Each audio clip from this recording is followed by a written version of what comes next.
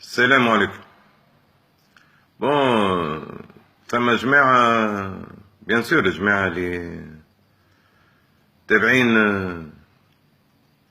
الظلام مش عاجبهم الانتقاد الوالي الهنا.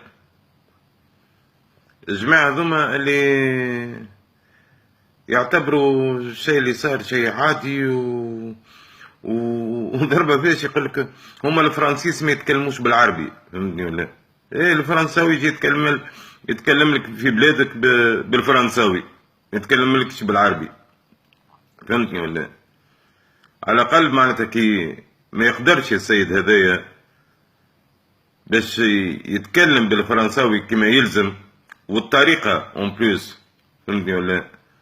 مش قلش عليه يقرا في ريسيتاسيون، فهمت كذا واحد ومش حافظها جملة ويهجي. على خاطر وقت في حفل كما هذاك في حاضرين فيها 3 رؤساء متاع فرنسا ويتفرج فيها العالم الكل،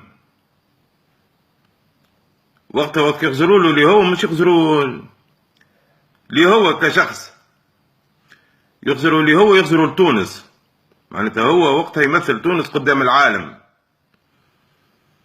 وهذيك عند ناس على خاطر تويكا ولينا في عهد الصورة والماركتينج.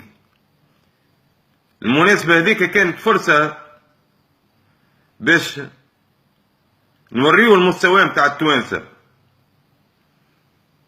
يا أخي حطنا في مستوى الحضيض، وأكد اللي نحن بالحق شعب مصدر للإرهاب،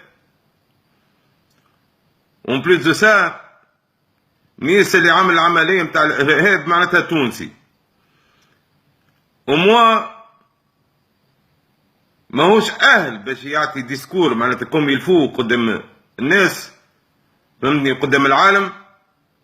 يعتذر يقول معناتها جو نبو با مونجاجي في تيل شوز، معناتها جو نبو با معناتها، ولا اللي يعينوا باش يمثل تونس قبل ما يعينوا، فهمت كذا، يشوف المؤهلات نتاعو معناتها في الخطابة والبلاغة باللغة الفرنسية.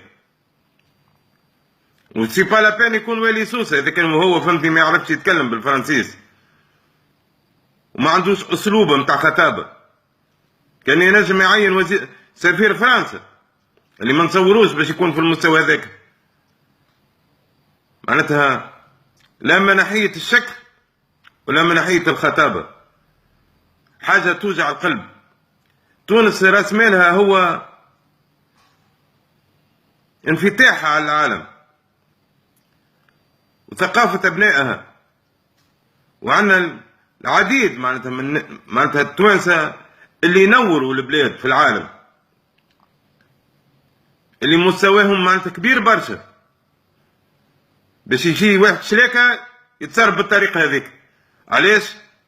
نتيجة توافق الأنذال، توافق الأوباش، توافق شيخاء العار اللي ضروا بصورة تونس. تحيا تونس، تحيا تونس، تحيا تونس، والسلام عليكم ورحمة الله وبركاته.